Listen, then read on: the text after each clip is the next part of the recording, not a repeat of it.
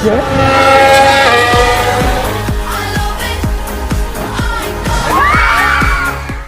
everyone, my name is Aigenim and today I'm going to tell you all about my experience as a freshman at Northwestern University in Qatar. So I decided to make this video because I felt like there wasn't a lot of content about NUQ specifically, and I've also invited some of my friends that are going to share their experiences as well. Hope you enjoy! We flew to Qatar with our fellow Wildcats, which happened to be on my birthday as well, so here's a video of me getting surprised by them. This was so sweet considering the fact that we've only met once before. There is no direct flight from Astana to Doha, so we had to get a transit flight through Almaty, but a lot of people also fly through Dubai and Istanbul.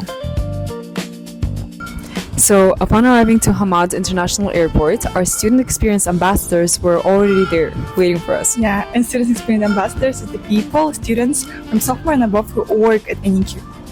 Yeah, and our student experience ambassador, took us to the bus, and we drove to EC. Education City. Education City is home to 8 universities, 7 of which are partner universities, and the remaining one is homegrown. So even though there are many universities, they don't have separate housings for each one of them. So we all live in the same housing, but it's like there's a female housing, and male housing. Male housing, and they're on 2 different sides of Education City. Yeah. So once we arrived from the airport, we came into the female housing, we checked in, unpacked, and left to the mall. So the first thing we did when we got to the mall was create our SIM card. We used Vodafone.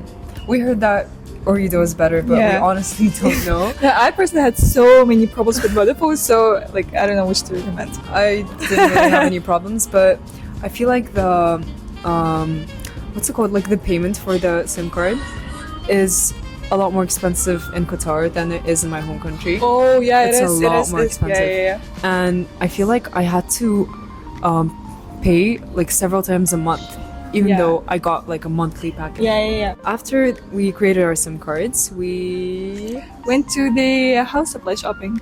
Yeah, we got a lot of stuff like hangers, slippers, laundry stuff, cleaning supplies, and some food. But we didn't get actually too much food because we didn't have a kitchen during our first year. So yeah, there's no point of getting a lot of food because you only have one freezer and you're most likely not even gonna eat that food. Freezer is like this size. Yeah, it's really this size. It's really small, and you're gonna be at a lot of events where they feed you, so you don't really need to get food in your first year. That's true.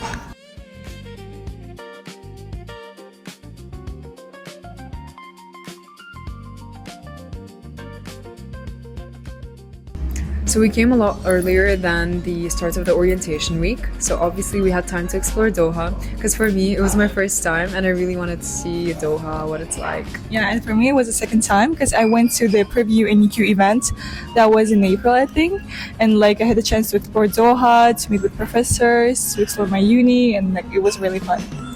So as a first timer in Doha, I'd recommend you to visit the default places like the Pearl, Qatar Village, Souq Waqif. Souq Waqif is really good, and G1 Island, Qatar as a country is more on the conservative side, so when you're out in public places, I'd recommend to wear modest attire and keep yourself reserved. It's not a country where you can act very crazy out on the streets. What else? It can be really hot, 40 degrees, 45 degrees outside, but inside, once you get there, it's so freezing. Cold. Yeah. Especially if you go to the cinemas.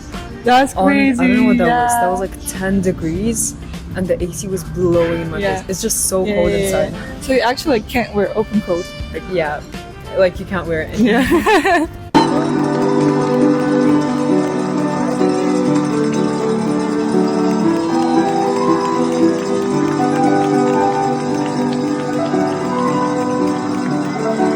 Orientation week. So there's not a lot that I want to say about orientation week because you don't have to worry about it too much. People are going to be there to guide you. Everything's going to be planned out and given to you as a schedule, so don't worry about it too much. But what we do remember from orientation week is Marhaba Day, which is the orientation for all QF universities combined. Yeah, our orientation week was created by NEQ, but Marhaba Day was created by Qatar Foundation. and it's very fun. Like Yeah. it was so fun. I wish there were more joint QF university events Yeah. because as far as we know, the only joint events will be in your orientation and on your graduation. Graduation, yeah. That's Like we met so many people from GQ, Cornell, like HBKU. HBKU, yeah. So yeah, just have fun. Like it's only gonna last one day, a couple of hours. So meet as many people as you can. Yeah, that's Just true. Be out there. Oh, and there will be like a giveaway, remember, with the gifts? Yes, there Oh, are yeah, yeah, giveaways, lotteries, activities. There's even mini golf. Yeah. Like inside the atrium. Like it was a good giveaway, like with Apple iPads, Yeah, they give away something. Apple Yeah. iPads, like watches. Yeah, I remember that. Yeah, but we So it didn't was win nice. anything. Anyways, We didn't. Yeah, that's fine. There's also the NUQ orientation. Which I'd say it's a lasted for like 4 days. Yeah, it was quite Something, long yeah. because we did different things on different days. So one day we had a tour of NEQ. The other day we were setting up Canvas. Canvas. They were teaching us how to register for courses. What else? Just like Course fair, like a Yeah. student club Yeah, yeah, fair. yeah. So you don't have to worry too much. So during orientation week, we also went to explore Education City. We didn't know what buildings we would need to go to, what facilities we would need to use. So we were kind of confused because the trams were confusing as well. But here's what you need to know. Like this is all you need to know. You're gonna be going to other universities, most likely, because they're very close and there are coffee shops in other universities that you might like more than in our university. yeah, Like, as Georgetown's Boss, one. oh yeah, Georgetown has Boss Coffee, and we absolutely love their And the canteen also. sandwiches. The canteen, Yeah. we don't have a canteen in NEQ, but there is a canteen in Georgetown, so that's where we usually eat. And there's also Multicam, which is the student center. There's a food court there as well, and there's a clinic. Yeah, the Montega clinic that helped me like counter of times. Well, my Yeah. freshman It year. was always sick, I Yeah. swear. There's also And they the have gym. by the way, Yeah. we need to tell about the health insurance. Oh, we'll say it later. Yeah. There are courts, gym. There's a bowling center. Like there's a lot of stuff that you might need. We also used QNL. We didn't go there a lot, but a lot of people study there. But it's really cold, by the way. It's beautiful. It's very Yeah. beautiful. It's amazing. It's like big, and it's just a library, which is crazy. It's like that one, the Korean library. Oh, the Starfield Library. Yeah. Yeah. And you're going to be using the trams to travel between each destination. There are yellow trams Blue trams. and green trams. What you're going to use are yellow trams because they drive to all the destinations that we mentioned earlier. And yeah, that's all you're going to need. However, if you're going outside of EC, You need to use the blue trams. blue trams. We don't Or use green, it a green lot. trams. Yeah, one So of those. something, yeah. I That's not just- the yellow We ones. usually use taxis because their taxis are actually very affordable. Yeah. So that's we didn't true. use the trams a lot.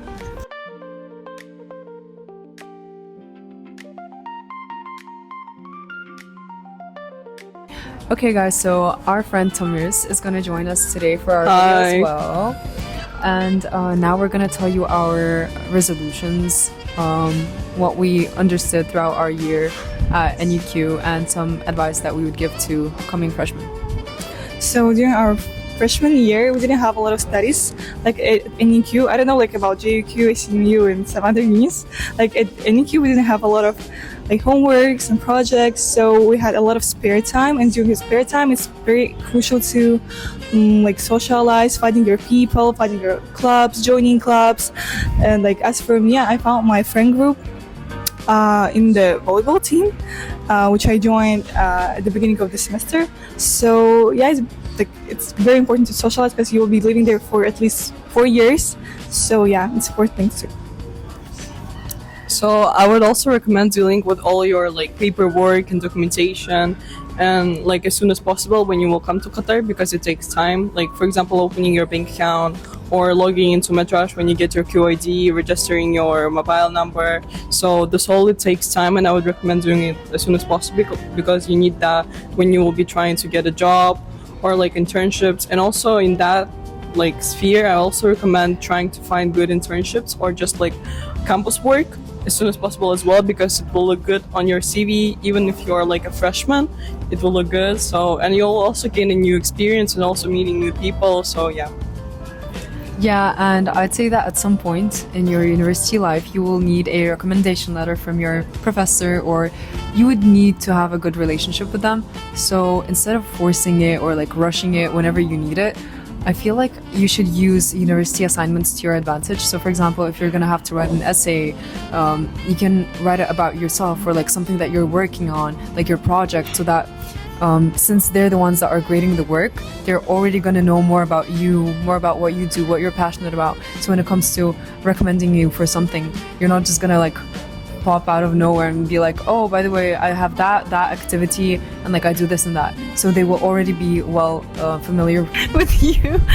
And yeah, and the second thing I would recommend is that our professors are very open to connecting on LinkedIn and in real life as well. So if you have LinkedIn, and you should have LinkedIn,